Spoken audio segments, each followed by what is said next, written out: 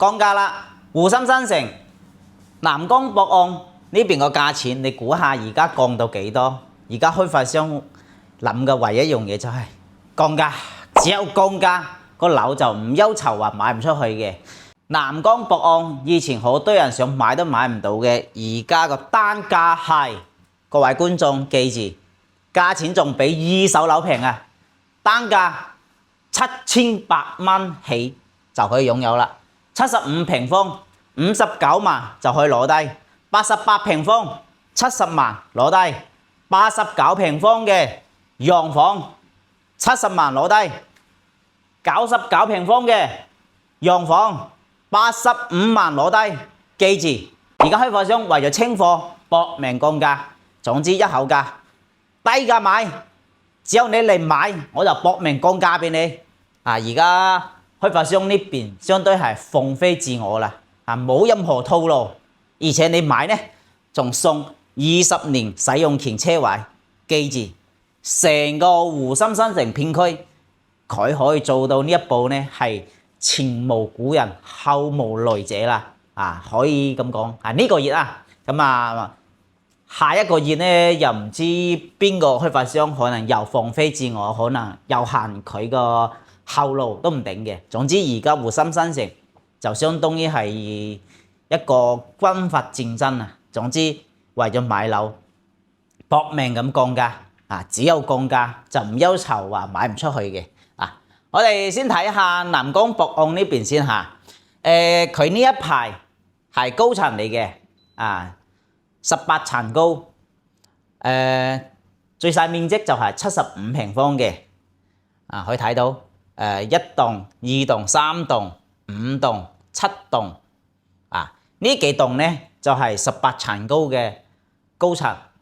咁8棟開始呢就係小洋房啦，11層高嘅，8棟、9棟、10棟、11棟、12棟、13棟，全部係11層高嘅。面積就係99平方嘅4個房小洋房你記住低密度嘅佢價錢幾多而家先8000零蚊啫，85萬就去攞低啦。小洋房記住現樓呢個小區個質素係好高嘅，因為當時喺澳門買，當年喺21年、22年買呢係好貴好貴嘅，買到2萬一平方都有嘅。而家直情係比二手樓價錢仲平。成個片區二手樓業主諗都未諗過，一手樓既然個價錢降到咁低，仲出嚟同二手業主搶飯食，你話叫呢班二手業主點樣活落去啊？係嘛，個樓點樣買啊？唔通真係要送俾人哋？我哋調侃下各位粉絲嚇。總之而家發生呢單嘢呢就好魔幻嘅。可以咁講啦，南江博岸今次行嘅呢步棋呢就非常之大膽嘅，突破所有人嘅底線，將個價錢揼到最低，7000幾蚊一平方。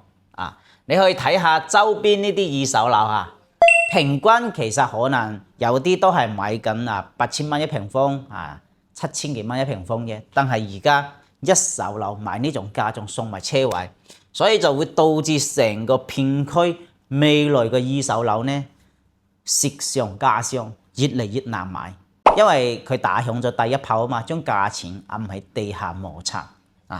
成個滬深新城呢有好多街坊可能對佢就唔係好了解嘅，即係聽講過，但係個片區呢目前呢已經係好成熟噶啦。咁首先有呢邊配套最齊全嘅嘉禾城，而家買緊樓價最高級最貴嘅就係呢個五洲家園啦。但係咧佢個使用面積咧的確係高嘅，咁你將佢個單價折翻使用面積咧，其實佢個價錢都係13,000蚊左右一平方啫。再過嚟呢邊咧，呢個就係沛業花園，都係洋樓，呢邊都係大劈價。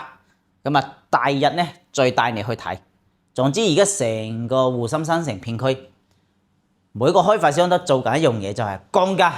我要降到幾多先去同對手 PK 呢？我先去砌得過對手呢？而家諗緊嘅係呢樣嘢。包括呢邊金茂業嘅話就冇咩貨噶啦，啊，仲有呢個福地星義灣，佢都喺度降緊9000幾蚊一平方洋樓。咁唯一而家價錢仲可以堅挺嘅就係龍湖天南啦。龍湖天南呢，佢係期樓嚟嘅，有一啲呢係下個月即係8月份月底交樓，但係有啲呢就到年底，有啲就到明年嘅3月份交樓嘅。可以睇下呢個位置。龍湖天南呢，佢唯一有賣點呢，就係佢係洋樓同埋會所呢兩個係最吸引嘅。咁你哋可以睇下，佢個會所就係有泳池、有健身室、有圖書館呢啲實用率嘅話可以做到100%嘅。佢高層有一啲特價單位呢係9000幾蚊一平方嘅，咁有啲呢就係買到1萬蚊一平方。咁洋房呢邊呢，平均呢個價位就係11000一平方到13000一平方嘅，就睇你揀嘅面積。咁有120幾平方嘅、130幾平方嘅都有嚇。咁價錢就會稍微貴啲嚇，12000到13000咁上下嘅。咁而家成個龍湖天南呢邊呢，咁平均嘅單價呢就係12000咁上下啦。但係呢，你如果中意高端又要實用率嘅呢，咁其實可以睇翻呢個片區嘅呢個樓盤。咁跟住落嚟呢，呢兩嚿地已經起好噶啦，有幾棟樓已經差唔多係封頂噶啦。有一個係大橫琴嘅，有一個係五洲家園嘅，都係小洋房。我哋期目以待。我相信目前而家呢啲開發商拋出一個咁低嘅價位，我都唔知道佢哋到時點樣開價啦。開高冇人買，開太低回唔到本，又係蝕本嘅。所以佢哋而家相對係坐喺火爐上俾人哋烤可能我預計佢啦，開價可能都係開得同龍湖天南差唔多一樣11000或者12000左右啫。但係你而家又對比翻南江博岸呢邊，南江博岸而家係現樓，佢個價錢7800蚊一平方，仲送埋20年嘅車位。現樓，咁你哋呢邊呢仲係期樓，價錢又相對貴，佢差唔多係3到4000蚊一平方。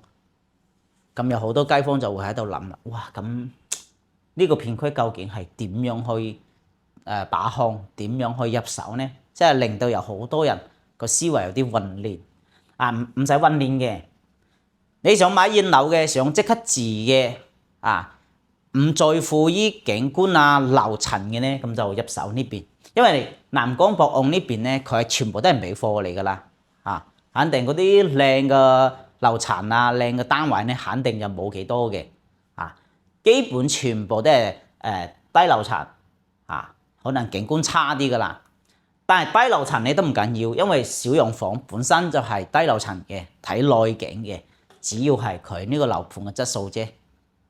但係如果係使8000蚊一平方買呢個樓盤，又有停車位呢，我覺得係 OK 嘅，因為當時有好多人買佢呢，價錢都係比較高嘅，就係呢1-2年有啲係用15000一平方買佢嘅，但係你而家相對係平咗佢6000蚊一平方買，我覺得係好抵抵揾嘅60零萬就去買到一套單位，幾好喺成個湖心新城。有好多街坊話我要幾十萬買支佢樓今次幫你實現到啦，成個湖心新城呢邊有幾個樓盤俾你揀包括呢邊呢個時代都會大景都可以揀得到，佢個價錢都係跌到8000幾蚊一平方嘅。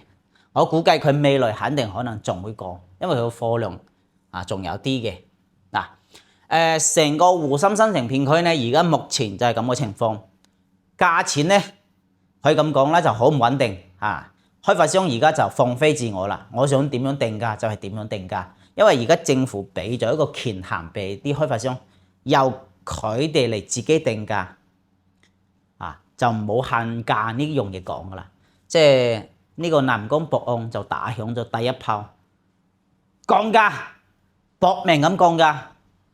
琴日一放呢個消息出嚟，大把人過去搶，我估計應該差唔多全部係搶晒㗎啦，揸都冇得剩㗎啦，咁抵咁鬼平，比所有嘅二手樓都平，你諗都諗唔到，係咪？我又唔使重新個裝修，買家私家電就入去住啦，8000蚊一平方，你想點啊？成個片區可能二手樓賣得有啲仲比佢貴，好似呢個德昌順景。而家個二手掛牌有啲仲掛9000蚊一平方，10000蚊一平方，係咪？邊個買佢㗎？睬佢都傻啊！而家一手樓8000幾蚊一平方，仲送埋20年車位。記住，而家重點個消息再同你重複一下：南江博安現樓單價8000蚊一平方，送埋20年車位。但係呢種機會呢可遇不可求，但係亦同你講明。呢個時勢個價錢係由開發商嚟定嘅，咁你而家仲係使高價去買一啲期樓呢？我真係覺得你好唔理性㗎啦，咁你就要自己慢慢諗啦。而家咁嘅時勢，你可以睇到而家呢啲現樓而家都搏命降價，咁你如果仲係去買嗰啲期樓高價買呢，我真係覺得你個思想唔知點諗嘅。總之你慎重考慮咯。有咩唔明白嘅咁後面call 翻我再同你解答。總之而家成個湖心新城呢邊就係幾十萬可以買得到噶啦。想過嚟呢邊買嘅朋友可以買呢個區域靚啊嘛，環境各樣嘢好多人中意，話公正企理唔會話好似坦洲個城市面貌咁差，但係如果你中意人氣充足嘅，去翻香港近嘅，咁都可以攞坦洲嚟對比，可以睇翻坦洲嘅兩個地方，有一個地方環境靚嘅，有一個地方人氣充足嘅，配套更加齊全嘅，近翻珠海市中心嘅，兩樣嘢俾大家揀，價錢都有得傾。最重要就係而家買樓呢，唔使咁衝動，多對比多睇，尤其係跟住西文嘅頻道睇，成日都會分享靚嘢俾你嘅。今期呢就分享呢種靚嘢先，下一期嘅話再繼續。